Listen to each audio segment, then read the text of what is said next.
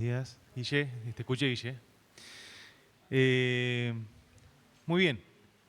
Acá hay unos premios. Después me dicen talla grande, así que no me pongan premios acá. Nada, mentira, no le vaya la culpa a nadie. Son todas decisiones de almuerzos, meriendas y cenas de uno, ¿no? Bien. Vamos a seguir entonces con el estudio. Estamos viendo los 72 pasos de la vida del Señor Jesucristo. Y el Señor mismo dijo, escudriñen las Escrituras, investiguen minuciosamente las Escrituras, en el Evangelio de Juan, porque esas Escrituras dan testimonio del Salvador. Y estaba hablando un grupo de gente y le dijo, ¿y ustedes no quieren venir a mí para que tengan vida? Claro, las Escrituras no daban solamente conocimiento, no traían solamente historia al pueblo de Israel, no traían solamente información, sino que en ellas estaba revelado Cristo mismo, el Salvador. Vamos a empezar con este power y después vamos a ver un videíto. Ahí tenemos entonces vida de Jesús, los 72 pasos. Vamos a tomar hoy el paso 5, que es desde Belén a Egipto, retomando de donde terminamos la semana pasada. Ahí el paso 1 era de la gloria a Belén, en su nacimiento. Paso 2 de Belén a Jerusalén. Paso 3, Jerusalén a Nazaret, hacia el norte, y después Nazaret a Belén. En este paso 5, fíjense que tenemos marcado en el mapa, en esa línea azul, ustedes van a ver, si lo tuviéramos que hacer hoy al viaje, el Google Maps te manda desde Belén, te manda por acá, mira. A pie, ¿no? Obviamente, porque si lo haces si no es trampa, si no, no es como se hizo en aquella época. Son 144 horas a pie. ¿Y por qué? Yo acá tracé un camino alternativo hasta la frontera con Egipto. Seguramente haya sido en otro sector un poco más hacia adentro de Egipto, pero fíjense cómo hoy en día te marca este camino. ¿Y por qué es esto? Porque hay un pequeño problema en este sector. Ustedes ya están al tanto. Pero en aquella época seguramente el camino haya sido un poco más sinuoso, pero más directo también. Más o menos estamos hablando de 350 kilómetros. O sea que aún así es un camino largo. Esos 630 que nos marca acá es largo, pero bueno, por lo menos estará la mitad. 400 kilómetros podemos redondear. Es bastante recorrido el que tuvieron que hacer hasta Egipto. ¿Y por qué tuvieron que ir hasta Egipto? Estuvimos viendo la semana pasada algo de esto. Ahora vamos a ver, tenemos la lectura, pero me gustaría que podamos ver ese video que tenemos ahí en la compu, que nos va a ilustrar acerca de este pasaje que tenemos aquí.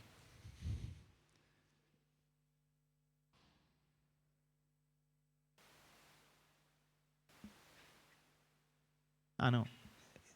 Te pasé la versión larguísima, Bri. Andate hasta el minuto 8:40. Esto filmado con fondos de la ICE Donado. Mentira. Minuto 8. Para atrás. Está 14. Bueno, ya nos spoileamos toda la peli. Mentira. Ahí está.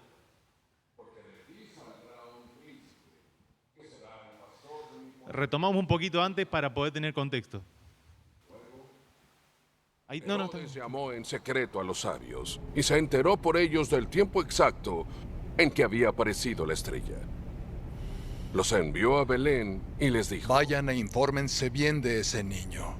Y tan pronto como lo encuentren, avísenme, para que yo también vaya y lo adore.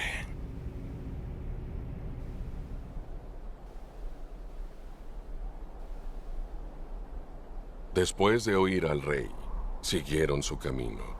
Sucedió que la estrella que habían visto levantarse iba delante de ellos hasta que se detuvo sobre el lugar donde estaba el niño.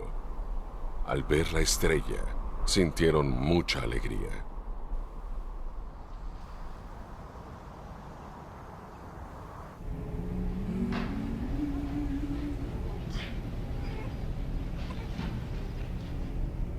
Cuando llegaron a casa, vieron al niño con María, su madre, y postrándose, lo adoraron.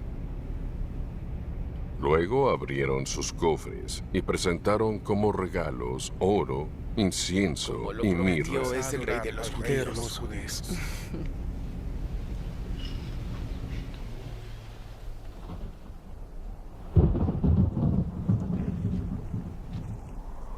Entonces, advertidos en sueños de que no volvieran a Herodes, regresaron a su tierra por otro camino.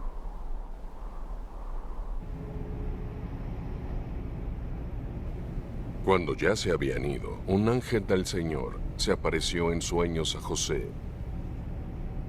«Levántate», le dijo, «toma al niño y a su madre y huye a Egipto.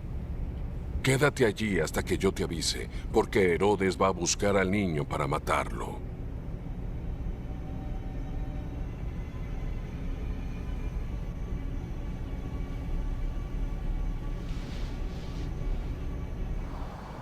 Así que se levantó, tomó al niño y a su madre durante la noche y partió para Egipto, donde permaneció hasta la muerte de Herodes.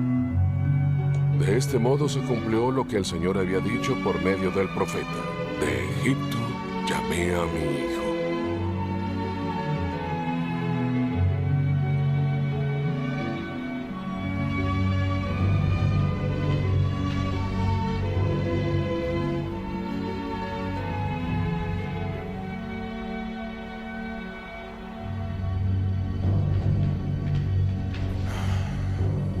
Cuando Herodes se dio cuenta de que los sabios se habían burlado de él, se enfureció y mandó matar a todos los niños en Belén y en sus alrededores, menores de 2 años, de acuerdo con el tiempo que había averiguado de los años.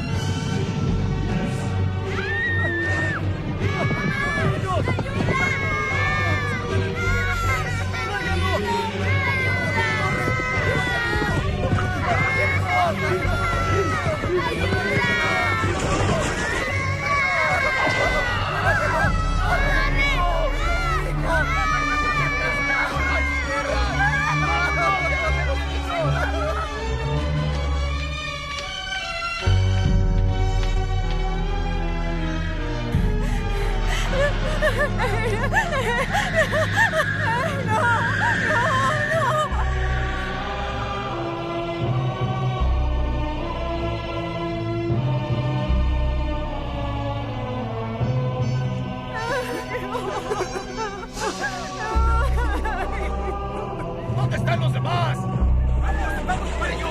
¡No, por favor! ¡Vamos! ¡No me hagan daño! ¡Cuiden a sus hijos! Entonces se cumplió lo dicho por el profeta Jeremías. ¿Dónde están los demás?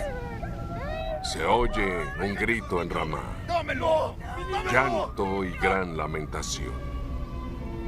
Es Raquel que llora por sus hijos y no quiere ser consolada porque sus hijos ya no existen. Bueno, hasta ahí vamos a ver. Dura 4 horas y cuarto, así que no vamos a poder ver todo el Evangelio. Pero ahí ya es suficiente para poder ilustrar lo que teníamos para leer. Obviamente, por las dudas pusimos la diapositiva por si no funcionaba el video. Pero recorre todo el pasaje que vamos a tener en cuenta hoy, que describe la huida a Egipto del Señor con María y con José y la matanza en Belén. Vamos a orar. Padre bendito, te damos gracias por este tiempo.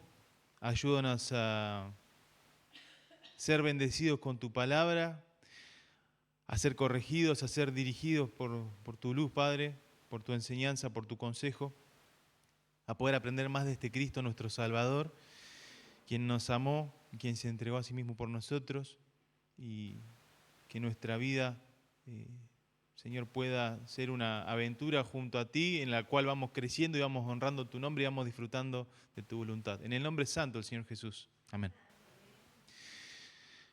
Muy bien, vamos entonces directamente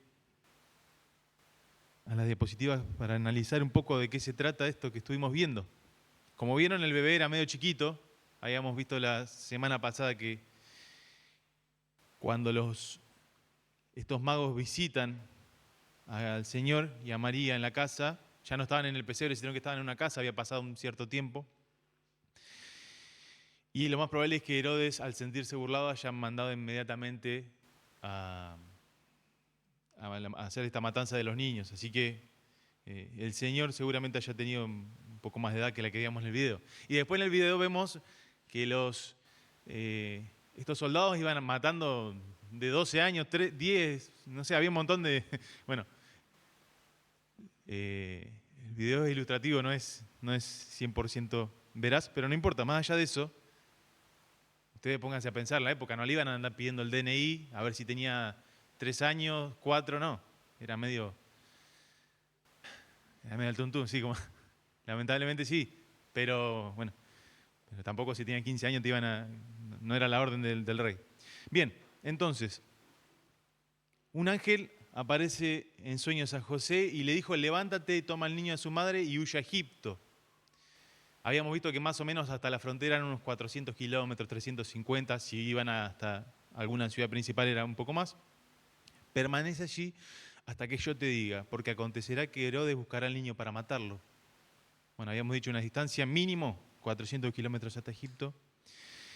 Dice José que despertando tomó de noche al niño, a su madre, se fue a Egipto, estuvo allí hasta la muerte de Herodes, para que se cumpliese lo que dijo el Señor por medio del profeta cuando dijo, de Egipto llamé a mi hijo. Esto está en Oseas capítulo 11, versículo 1, lo vamos a ver después. Pero también es importante reconocer lo siguiente.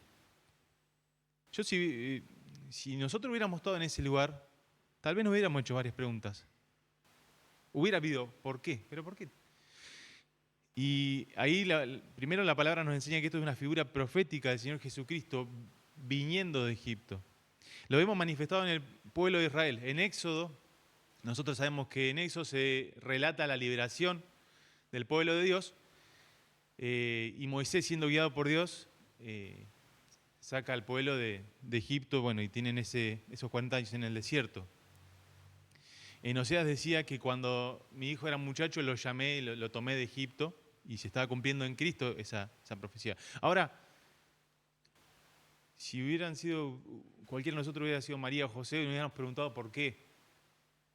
Primero, el rey de los judíos, el creador, el salvador, naciendo en un establo. Después tenía que ir al censo, tenía que transcurrir por ciertas cosas humanas. Pero no solo eso, sino que 400 kilómetros.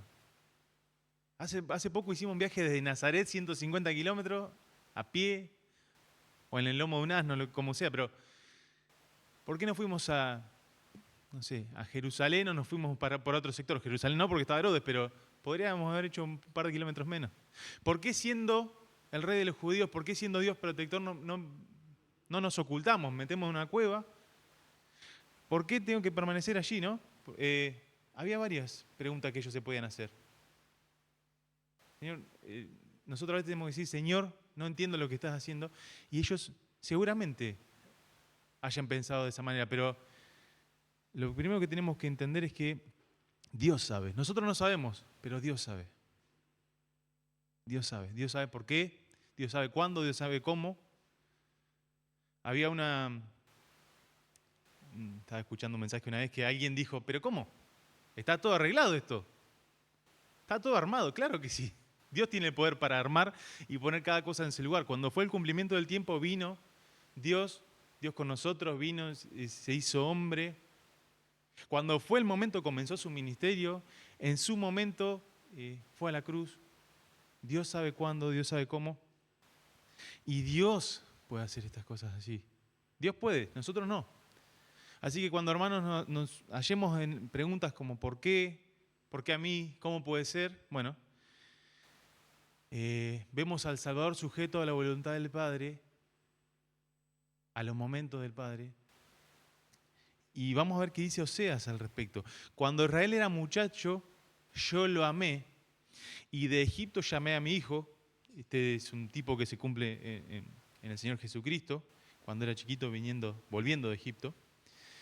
Y hay algo interesante también, que decía en un comentario que estaba leyendo. Cuando el pueblo de Israel tenía que huir de la ira de Faraón, ¿se acuerdan?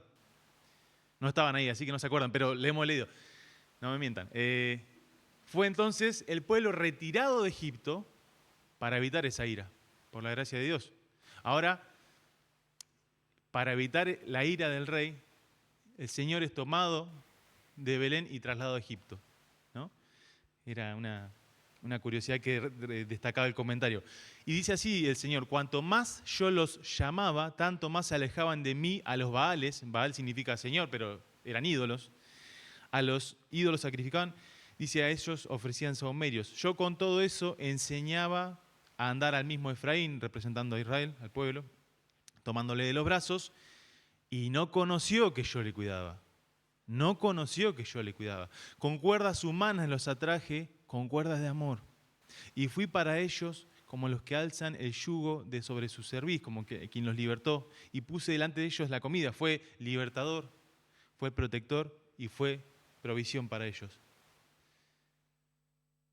Uno podría preguntarse, bueno, si Cristo vino al mundo para salvar a los pecadores y lo hizo mediante su muerte, en primer lugar, ¿por qué no ofreció su vida en ese momento? ¿No? Si era, bueno, la oportunidad para dar su vida. No solo eso, sino por qué, en vez de permitir que murieran un montón de chiquitos, ¿por qué no fue Él puesto para sacrificio en ese momento? ¿No? Y la palabra es clara en cuanto a todas las profecías que se iban a cumplir en este Cristo. Lo importante era que se manifieste el amor de Dios. Y dice, con cuerdas humanas los atraje, con cuerdas de amor. Ellos no conocían que Dios les cuidaba. Ellos tampoco consideraban a Dios como su proveedor y su protector. Y entendemos entonces, otra vez más, como decíamos antes, Dios es el que sabe y Dios es el que puede hacer las cosas. Por eso Dios armó todo para que cada cosa se cumpliera en su momento. Él tenía que pasar por la tentación, para que, como dicen Hebreos, habiendo sido Él tentado, es poderoso para socorrer a los que son tentados, somos nosotros, ¿no? Para que Jehová cargue el peso del pecado sobre Él, pero también para manifestar su amor. Dice que a los suyos vino, los suyos no le recibieron.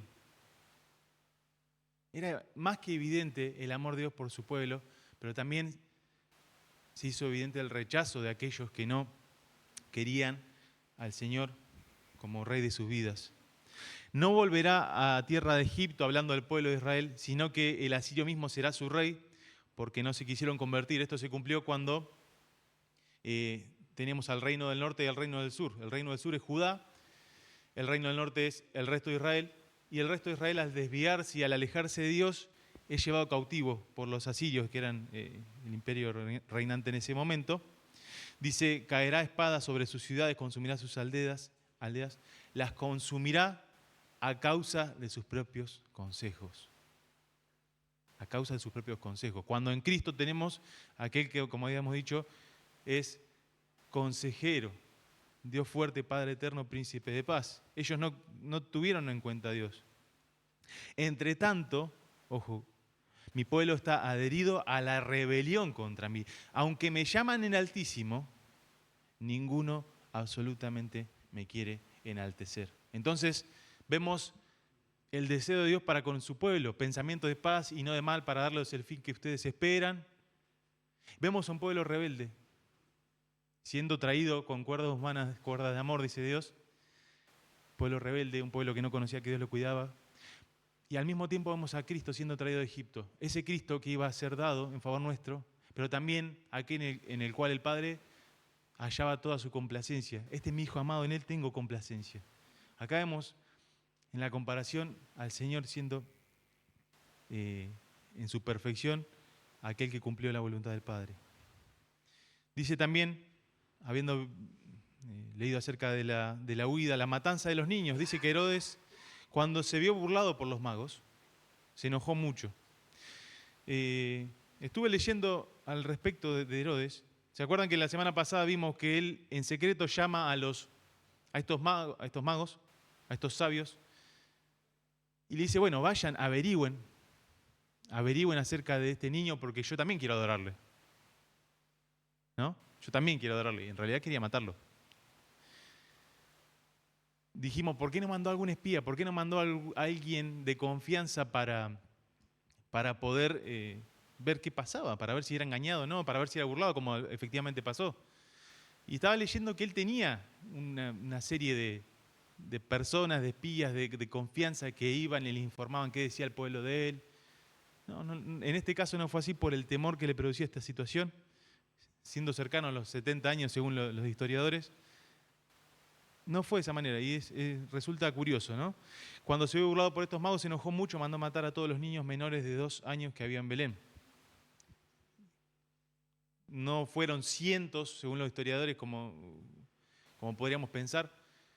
El número podría ser menor, pero aún así, cada familia con su pérdida, ¿no?, sufrió y no quiso ser consolado porque sus hijos perecieron. Era algo grave. Pero imagínense ese número en la cabeza de alguien que estaba reinando, que había sido proclamado rey de los judíos y antes de haber sido rey sobre varias regiones de Israel, fue gobernador de Judea, etcétera, ¿no? Venía del poder. Analicemos un poquito a Herodes, porque nosotros hablamos muy mal de Herodes, y no sé si es correcto. No, es un chiste, ¿no? Herodes, en primer lugar, lo que hizo fue luchar por su trono. Como cualquiera hubiera querido cuidar su puesto, hubiera querido cuidar el lugar que se le había sido concedido y quisiera actuar responsablemente ante cada situación que pudiera amenazar ese lugar. Entonces, él lo que estaba haciendo simplemente era luchar y cuidar su trono. Él tenía planes y proyectos y persistió en ellos. O sea, si él ya no estaba en el trono, había un problema que era no poder concretar todos los planes, los proyectos y las cosas buenas que había pensado para Judea, para Idumea, para todo Israel. Sabemos que él es el responsable de haber proyectado y concedido los fondos para la construcción o la reconstrucción del templo o la ampliación del templo. También estaba leyendo que él lo que hizo fue ampliar una colina, o sea, básicamente amplió una montaña para que haya una explanada mayor en el templo y hizo varias cosas interesantes. O sea, es notable lo que logró a nivel económico, a nivel social, siendo el nexo con el Imperio Romano, las conexiones políticas. Dice que también instauró nuevos impuestos o aumentó los impuestos que ya estaban para conceder favores y tener políticamente buenos tratos y buenos lazos con aquellas personas pudientes y con aquellos gobernadores también que estaban en lo alto, ¿no? Él persistió de sus planes y sus proyectos. Y como consecuencia, él procuró el mal menor. El mal menor, ¿no? Él puso en la balanza y dijo, los planes y los proyectos yo ya los tengo, están encaminados, van muy bien. El templo es tremendo, tremendo. Los mismos discípulos cuando estaban en el Señor le dijeron, mira qué piedras. No, tremenda obra. Dice que las piedras eran como de 12 metros por 3 por 3, las más grandes, las que estaban abajo del todo. ¿Cómo hacían para mover eso? Hoy en día se nos complica si queremos intentar mover algo mucho menor. Piedras de 12 metros, las más grandes. Bueno, y todo después esa es la parte estructural, después todo lo lindo, lo hermoso, lo ornamentado, ¿no? Tremendas las obras humanas. Ustedes, no sé si se han puesto a pensar cómo Dios capacita al hombre, ¿no? Más allá de los dones de los que habló Adrián, pero humanamente, cómo la capacidad que Dios pone, la habilidad que pone en las personas, ¿no? Para el arte, para la música, para la tecnología, para la mecánica. ¿Cómo puede ser que se imaginen tantas cosas? De hecho, en Reyes habla de unos ingenieros que preparaban máquinas para la guerra, con catapultas, historias. ¡Wow! Terrible.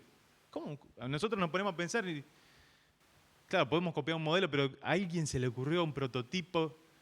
Bueno, Dios pone estas capacidades, estas habilidades, estos talentos en las personas.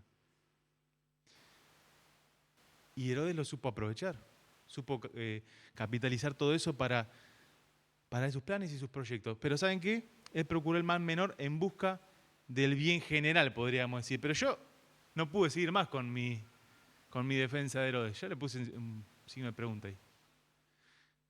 Porque leemos de Herodes y vemos que él tuvo una familia muy grande, tuvo varias esposas, mató a una de ellas. O sea, él estaba enfocado, ¿no? Es una persona enfocada, ¿no? Persona bastante no andaba con muchas vueltas. Pero no. Acá hay un Dios al cual hay que respetar, un Dios que es el que reina, un Dios que pone y quita reyes. Y vemos una persona que estaba totalmente lejos de la voluntad de Dios. Alguien que luchó por su trono, persistió en sus planes y procuró el mal menor, entre comillas, le vamos a decir. Y primero esto nos lleva a pensar en lo siguiente. Damos gracias al Señor por el lugar que nos da a cada uno. Porque cuando una persona no tiene al Señor o no considera al Señor, revela todo lo que es una persona con poder, una persona con ambición, con orgullo, lucha por su trono, pero a costa de la vida de otros. Persiste en sus planes a costa del malestar de otros, porque los impuestos lo terminaban pagando toda la gente de Jerusalén y de los alrededores que tenían que financiar esto. Y obviamente esos pequeños inocentes que pusieron su vida para que él esté tranquilo, para que esté tranquilo un rato, porque ya después iba a pensar en alguna otra conspiración que surja para derrocarlo. Ahora, viendo esto, viendo este ejemplo, entendemos que tenemos que estar lo más lejos posible. Y nuestro ejemplo a seguir es el Señor Jesucristo. Y vamos a hacer una comparación inevitable, porque tenemos que buscar al Señor en todo y aprender de Él. Esta persona luchó por su trono. Y acá vemos a Cristo que se despojó a sí mismo. Estaba pensando en ese himno que dice: tú dejaste tu trono y corona por mí al venir a Belén a nacer. ¿No? Pero a ti no fue dado entrar al mesón, sino que te hicieron yacer en un pesebre. Y Filipenses va a relatar muy bien cómo el Señor se despojó a sí mismo, se humilló, se hizo hombre y dio su vida por nosotros, ¿no? Se hizo obediente hasta la muerte y muerte de cruz. Él se despojó a sí mismo. Ese es nuestro Rey, ese es nuestro Salvador. No solamente vemos en Él este despojo, sino que, al contrario de Herodes, que quería sus planes, sus proyectos, sus deseos cumplidos, su bienestar, vemos a Cristo en cumplimiento pleno de la voluntad del Padre. Cumplimiento de las profecías, sí, 100%. La probabilidad de que haya sido casualidad es nula, imposible. Cumplimiento de las promesas divinas, ¿no? Porque no solamente se trata de profecías, de historia, no. El amor de Dios mostrado en las profecías cumplidas, cómo Él venía a bendecir. Pero en Cristo mismo vemos la persona que cumplió perfectamente la voluntad del Padre. No he venido a hacer mi voluntad, decía el Señor, sino la de aquel que me envió. No he venido con un plan ajeno a lo que Dios quiere. No he venido con un proyecto aparte, con algo superador, no, en perfecta armonía con el deseo del Padre para con nosotros. Y en último lugar, tercer lugar, así como Herodes quitó la vida de aquellos inocentes, procuró el mal menor por su propia paz, vemos a Cristo que, siendo inocente, entregó su vida por nuestra paz. A eso venía Cristo. A eso venía Cristo. Que el Señor nos ayude para tomar ejemplo de Él. No somos Herodes, por la gracia de Dios, estamos en su familia, pero qué bueno ver el ejemplo de Cristo en pleno cumplimiento de la voluntad del Padre, en negándose a sí mismo, tomando su cruz, como es lo que Él espera de cada uno de nosotros, hermanos. Y entregando nuestra vida, dice en Romanos, que por las misericordias de Dios presentemos nuestro cuerpo en sacrificio vivo, santo, agradable a Dios, que es nuestra adoración hacia Él, nuestra adoración lógica hacia aquel que dio todo por nosotros. Que el Señor nos ayude en este sentido, que nos bendiga para poder de esta manera conocerle más, buscarle más. Aquel que nos amó, aquel que proveyó un cordero por nuestros pecados, aquel que procuró nuestra paz con el Padre y aquel que cumplió todo su deseo en Él. En Proverbios 21:30 dice: no hay sabiduría, ni inteligencia, ni consejo contra el Señor. No hay ni sabiduría, ni inteligencia, ni consejo contra el Señor. Herodes estaba buscando la manera de perpetuarse un minuto más en el poder. Estaba buscando la manera y Ojo, porque si era cierto que aquel bebé era el rey de los judíos, estaba atentando directamente contra los planes de Dios. Y la palabra nos enseña que no hay sabiduría, no hay consejo, no hay inteligencia contra el Señor. No hay nada que se pueda hacer en contra de Él. Y en Proverbios, en el siguiente versículo, en el 31, dice: el caballo se alista para el día de la batalla, pero Jehová, el Señor, es el que da la victoria. Y no sé quién, un estudioso, un escritor, dijo algo acerca de estos dos versículos, porque el primero habla de que no se puede hacer nada contra Dios, pero el segundo de que no se puede hacer nada sin Dios. Y acá vemos a Cristo rendido a la voluntad del Padre. Vemos un plan perfecto siendo cumplido en favor nuestro. Tengámoslo en cuenta, hermanos. Tengámoslo en cuenta para nuestros planes, nuestras decisiones, para nuestros proyectos. ¿Se acuerdan en el encuentro del Señor con el joven rico? Dice que para los hombres esto es imposible, pero para Dios todo es posible. ¿Cómo no estar rendidos ante Él? ¿Cómo no buscarle? ¿Cómo no buscar lo que Él tiene para nosotros? De esta manera entonces terminamos y deseamos que el Señor nos ayude, ¿no?, a disfrutar de su palabra, a disfrutar de su voluntad, a seguir buscándole y que nos guíe por su buen camino, que Él ya preparó de antemano para cada uno de nosotros. Padre Celestial, Dios bendito, te agradecemos por este Cristo, por nuestro Salvador, porque buscando en su palabra podemos hallar momentos maravillosos en los cuales meditamos cómo tú has preparado todo, cómo tú has buscado, Señor, y nos has atraído con tu amor hacia esta salvación, hacia el perdón de pecados y a esta vida abundante que hoy gozamos. Te pedimos tu ayuda para recordar que solo tú eres Señor, que solo en ti hay toda buena dádiva, todo don perfecto, Señor. Guíanos, ayúdanos y líbranos de establecer planes y proyectos lejos de lo que es tu voluntad, sin consultarte, porque no hay consejo fuera de ti y no hay bien fuera de ti para nosotros, Señor. Lo pedimos y te agradecemos en el nombre santo del Señor Jesús. Amén. Gracias, Fede. Hemos terminado en horario, increíblemente. Gracias, Fede, por la palabra. Vamos a hacer unas... Feliz Día del Trabajador a todos, perdón, me olvidé yo esta mañana decir feliz día para todos los que cada día se levantan para trabajar.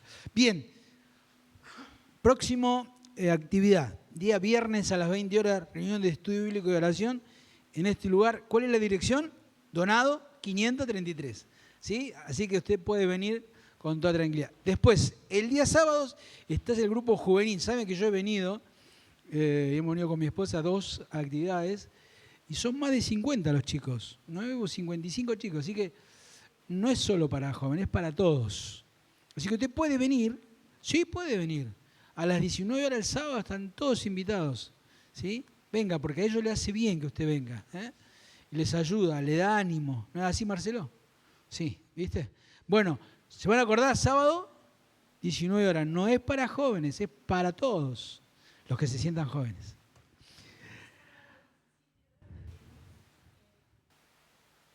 Sábado 17 horas, perdón, me olvidé. Vani, te quedaste calladita, Vani.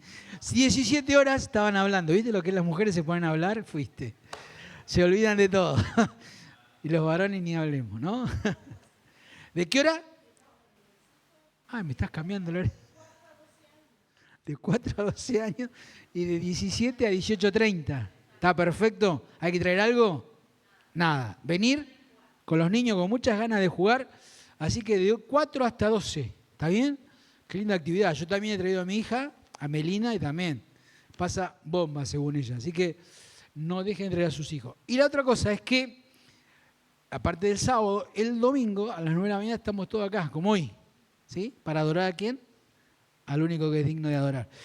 Y después a las 11 la escuela dominical y los que quieran invitarme a almorzar, me invitan, no hay problema, ¿sí? Despedimos a los hermanos que están en YouTube, que lo pasen bien, que tengan una excelente semana, que el Señor les bendiga, que la haga prosperar y les decimos hasta pronto. Chau, chau, chau, chau, chau. Bien, hermanos, nos despedimos.